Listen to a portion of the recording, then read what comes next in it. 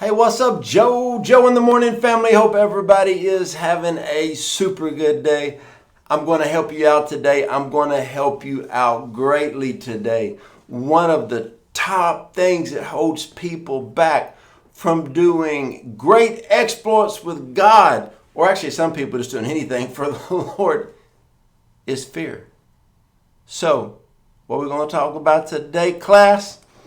Fear not.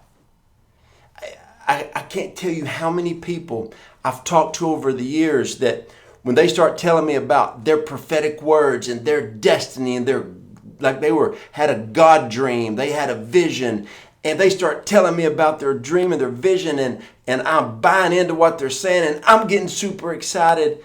And then we talk about making steps forward, and everything changes. Well, what are people going to say? Well, what are people going to think about me? Well, I don't know if I can do that. Well, I don't know if I'm going to be able to afford that. I don't know if I'm going to be. And all of a sudden they start having all this fear and anxiety, and then they stop. But if God is the God of the impossible, He can do anything. So why do we have so much fear? I would say that fear is one of the biggest things that if we could remove fear from people's lives, they would be able to step into everything that God has for them. People ask me all the time, when I'm preaching conferences, conventions, and they have Q&As, or I'm meeting with people's staffs or mentoring people. And they say, what do you see as the biggest things that hold people back? And I say fear and insecurity are the top two things that hold people back. And actually, fear and insecurities, they go hand in hand. I think they're first cousins. But these two things hold people back. So fear not. I tell people this all the time. What would you do if you absolutely knew that you would not fail? That if you stepped out to do your God-given dream, call, vision, purpose, what would it look like? If you knew you couldn't fail, the right people would come alongside you, the finances would come in, and it would work out just like the vision was. What would you do? Man, people start dreaming, and then I tell them, hey, it can happen. I can tell you, I used to deal with fear like everybody else in ministries and business and all of these different things. And you know what? After I had a few wins under my belt with God, I realized that when God gave me a prophetic word, if I went all in, I would do the best that I could do, and He would make up the rest. Man, everything started working out. So now I don't operate in fear. I don't operate in the insecurities because I know that God has me. I know that He's going to make a way where there seems to be no way. The first time I was going to call my wife and ask her out, back then they had the phones that you punched the buttons and you dialed. I dialed her number for 2 hours and would hang up before it would ring. I was so nervous. And finally, I took a deep breath and said, okay, I just need a few seconds of courage. And she answered the phone, and I'd ask her out. I think it was to a church Christmas party. And she went, and hey, 23 years, 3 kids later, a bunch of ministries and businesses, a lot of adventure, and a lot of future left. I remember whenever I started YouTube, nobody's going to watch you, is what people would say. Well, it's turned out pretty good. When I started a health coaching business, nobody wants you to talk to them about health. Well, thousands of clients later, hundreds of coaches. Everything I've ever stepped into, whenever I started investing in stocks and cryptos, you don't know what you're doing. Well, we're doing okay. When just anything I've ever done, no one's going to read your books. Well, I think I've written like 15 books right now, and I'm about to just continue writing.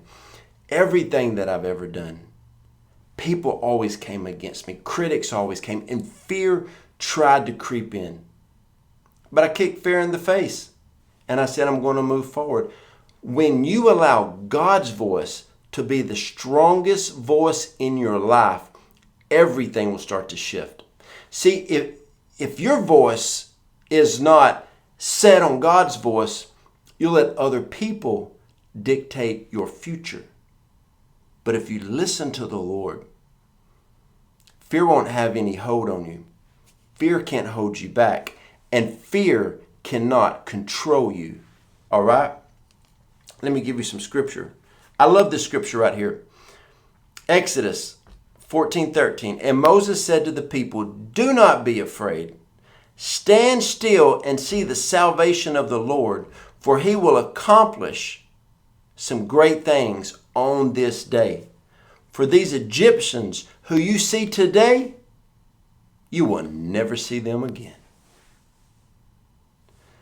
See, the Egyptians were coming after the children of Israel.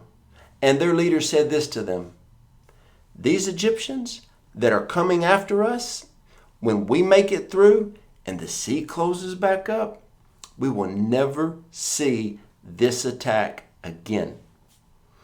I can't tell you how many times in my life I've called my prophetic intercessors to pray over a situation that was bringing fear into my life that I didn't know how I was going to make it through. Some of them were physical, some were financial, some were attacks from people, some were attacks from demons, some were attacks from whatever. Every time someone prophesied over that to me, the people who attack me or the situation or the health or that financial situation has never bothered me again. I can't tell you how many people that I've prophesied that word to that they said that attack never came at me again. Fear not, friends. Fear not. Psalms 118:6. The Lord is on my side. I will not fear. What can men do to me? Think about it. When God is on your side, if people are attacking you, they're attacking God. I remember one time I had a few different people, and they were really coming at me hard, and their organizations were coming at me on some stuff. And I went to pray, and when I started to pray, the Lord spoke to me and said, they're coming at me. And I said, okay. And the Lord said, what you stand for, they're coming at me. I'll fight this. Don't worry about it. It was resolved real quick. I had somebody come at me one time on something, and the Lord said, I'll deal with it. And I felt the Lord say it so sternly, I felt sorry for the person attacking me. Never heard from that person again. God has you protected. As soon as you start moving into things of God, what you got to understand is the enemy will always come. What does John 10:10 say? That the enemy comes to kill, steal, and destroy. But God comes to give life and life more abundantly. So here's what happens. The enemy comes in and brings fear, and you think, oh man, he's going to kill me or a vision or a dream or something. He's going to kill. He's going to steal what I've worked for. He's going to steal something from me or destroy something. And it puts fear in us, and fear comes upon us. But we got to remember that God says, no, he's not going to do that. I'm going to give you life. And I will give you life more abundantly. After this attack is over, you will prosper even more. So what you need to understand is while you're going through an attack, know that when you make it through, not if you make it through, when you make it through, you will be better on the other side. Whenever people go through some kind of bad doctor's report, bad financial report, whatever it may be, friends, family come against them, I tell them, I know this is rough. I'm interceding for you and with you and praying for you, but you must understand when this is over, you will be better. You will have gained wisdom, knowledge, and understanding, and you will be better. Because whenever there's a battle, somebody loses, and it will not be you. Fear not. Stand, and this attack that you're seeing today, you won't have to face it again. And you will move forward with God. So many times in life, we go from hardship to hardship to hardship. And then there comes a time after you've gone through so many different tests that you just rise above things to where what used to be big to you 4 or 5 years ago, it's not that big anymore because you've got so many victories with God.